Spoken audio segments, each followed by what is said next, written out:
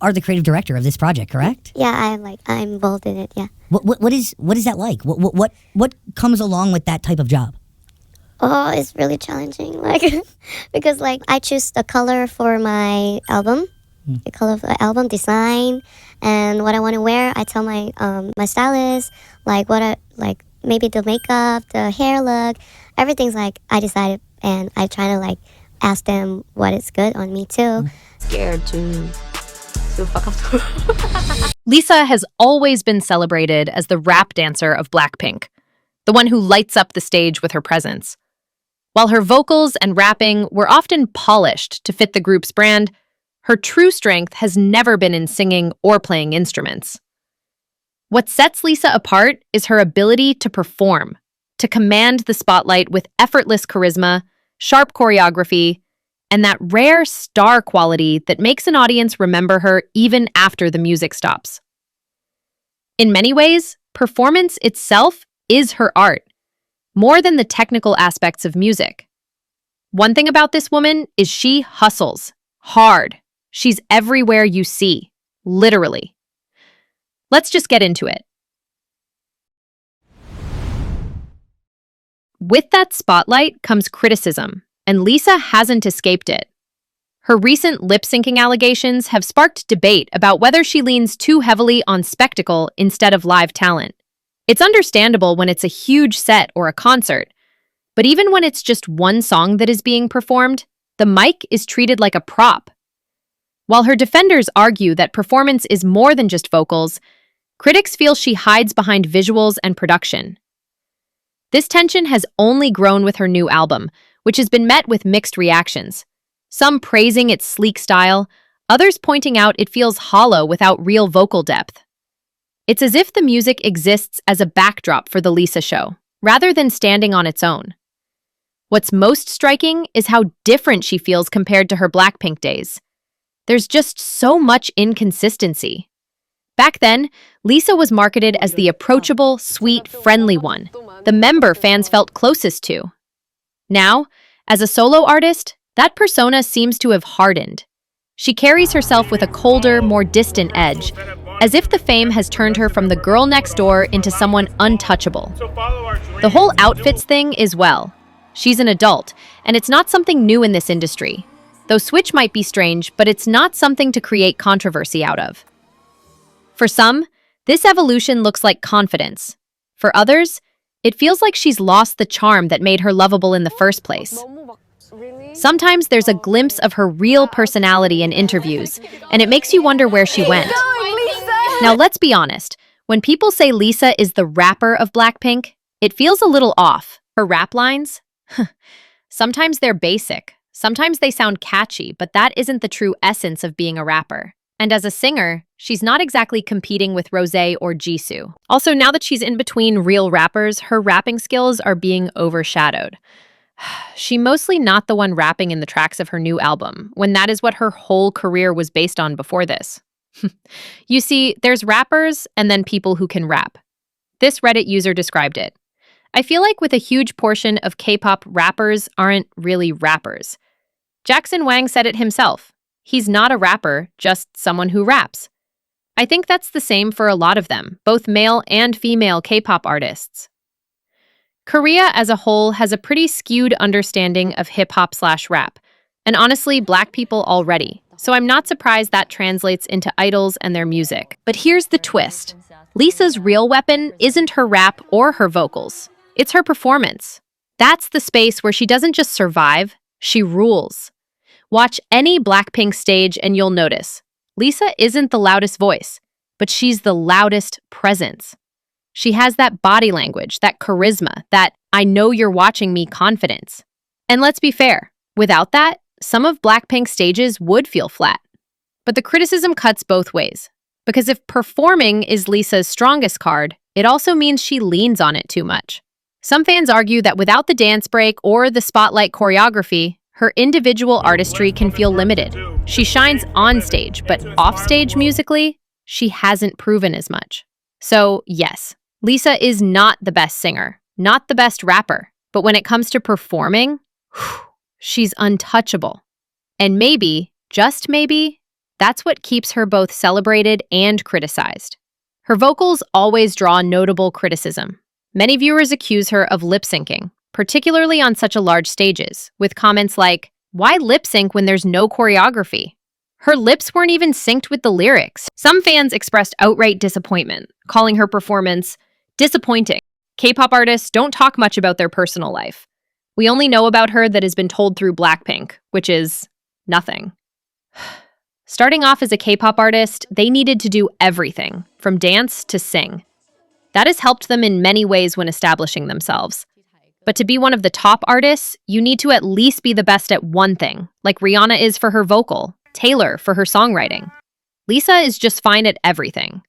Her solo career solely relies on what trending songs she can get her hands on and how she can dance to it within a large production. She's a performer. And by performer, I mean charisma that's needed on stage, not singing live. Many people are not famous because they are great vocalists or musicians, but because they have the charisma needed to catch eyes. I think Lisa falls in this category. She just captures your attention, mostly with the effort she gives in her performances and her confidence on stage. When she was a part of Blackpink, this was highlighted more in comparison to others. Now that she's listed to perform solo, it has become difficult, but she does well, mostly. As a group, one can lack some things that others can make up for, but performing solo, your flaws are much more noticeable. I think that's the reason her performances are getting criticized. The thing about duality. The biggest eyesore that has become noticeable and sometimes annoying is the confusion between her personalities. Before, she was the fun-loving, face-serving dancer of the group. Now, she's quirky, weird, mature, dumb, hot, cute, and the fun-loving is just lost in her quest to become a star. It's fine to have an onstage persona like a lot of artists have. They even have a name for their fierce performing personas, but offstage, they are artists. And people kind of know their personality. For Lisa, she was first an idol, so we barely got an insight to what her real thought process is like. Then, when going solo, she pivoted straight to 5 of these. Now I feel like, okay, this album is really happening. And I have 5 different characters. 5 characters, and you perform as each individual character. Yeah. What are the characters? Okay. There's Roxy, Kiki, Sunny, Speedy, and the last main girl. She's Vixie. Which one is the most like you? These days, I think Vixie. Oh, really? Yeah. Oh, I thought you were more of a Speedy. Sometimes when Sometimes I drive. Speedy. It's just confusing as an audience who wanted to know who Lalisa was and what her vision is. Instead, we got to know Vixie's nails cut deeper than my excuses. Where's my Lily? Music is for interpretation, and here we get full-out pamphlets for us to know the favorite colors of her characters. They probably hired a middle schooler for this marketing. They're not even different. Her discography just went from flexing to outright self-glorification. I love Rockstar and Lisa performance in it, but she does not embody the song because she may not just be a rock star. See, to act unhinged, you've to be unhinged. And that comes with having the courage to stand alone, be it good or bad criticism. In Lisa's case, it's almost like there is something about her that is apologetic about being unapologetic.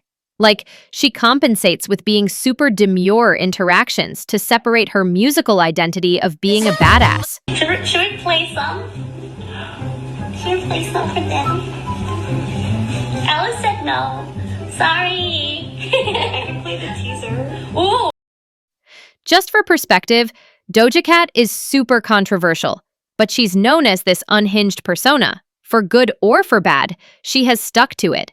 Same is the case with hip-hop artists and rappers who bring the no-nonsense, unfiltered rawness to the art form. There's one single word that comes to my mind when I have to address her personal discography, which is lifeless. There is no soul to it. It's better pop than Ice Spice, sure. It's almost like you can hear in her voice that she has no interest in whatever's being sung, unless it's about flexing. She poses as an artist while being a performer. And you came up with this idea? My team. Your team came up with the idea. And me as well. Did it take them a long time to explain what the plan was? Like, you're going to be 5 different characters. You're like, but I thought I was doing a solo album. Like, no, there are 5 of you. No, it's just like a quick conversation. It's like 10 to 20 minutes. Like, what do you think about the 5-character idea? And I was like, I love it. I think it's me. Let's talk about her discography. Born Again, featuring Ray and Doja Cat. Okay, strong opener. Disco vibes, Doja and Ray bringing their A-game. But honestly, Lisa feels like the guest on her own song. Critics weren't lying when they said it's giving Dua Lipa leftovers. Rockstar. Lisa's big I'm a rebel moment. The energy? High. The lyrics? Basically 3 words on repeat. It's like ordering a Rockstar energy drink, but they gave you sparkling water. It's a great song, but it feels like something that's been heard before, maybe because part of it is sampled. I do like the whole star branding that has come with. I think it's a nice way to incorporate patterns into one's identity. New Women. A high point. Rosalia's presence elevates the song tremendously, and their chemistry is undeniable. Lisa shines in this track and sounds much like herself. It's powerful, but also revealing, and is unlike the bragging-filled pop anthems. I wish it had more lyrics. Dream. A surprise ballad. Tender, soft, and shows Lisa can actually sing when she tries. But it feels random, like the album suddenly changed genre in the last 10 minutes. This might be by far my fave song from her. It's storytelling, vibes, emotions, whatever you call though, it almost feels like it would have been even better had there been a better vocal performer. Alter Ego. Basically shows no growth except more dramatic eyes and better choreography. To be honest, Lalisa was still Better's track in terms of musicality in Lalisa, by adding her touch to it with her Thai culture. I thought it would be a start to something more insightful and coherent, and that she'd slowly start expressing herself through music. But then came this.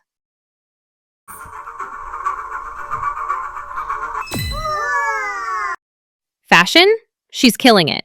Brand deals? She's a global darling. Stage presence? No denying it. But in terms of musical identity, her career is shaky. Fans defend her as a performer, but a career in music cannot survive forever on choreography, outfits, and Instagram aesthetics. At some point, listeners expect evolution, experimentation, and storytelling, things Lisa hasn't truly delivered. Lalisa's career looks like a carefully packaged product more than a genuine artistic journey. Call one time. I mean, he helps me a lot with my rap to find my own personal sound. Your solo sound. My solo sound? Yeah. Like, what do you mean? How would you describe it? How would you encapsulate it in a few words? It's just me. Just you. Just me, Lalisa. But she's thriving as a brand ambassador, global fashion icon, and dancer. But as a musician, she's still unproven. And if her future albums repeat the same shallow formula, she may be remembered as a pop culture figure, not a musical force. Tell me your opinion and if anything I missed in the comments. Be sure to like and subscribe for more such yapping. Toodles! Well, you're a singer. Karaoke? Yeah. No, I understand that. Yeah.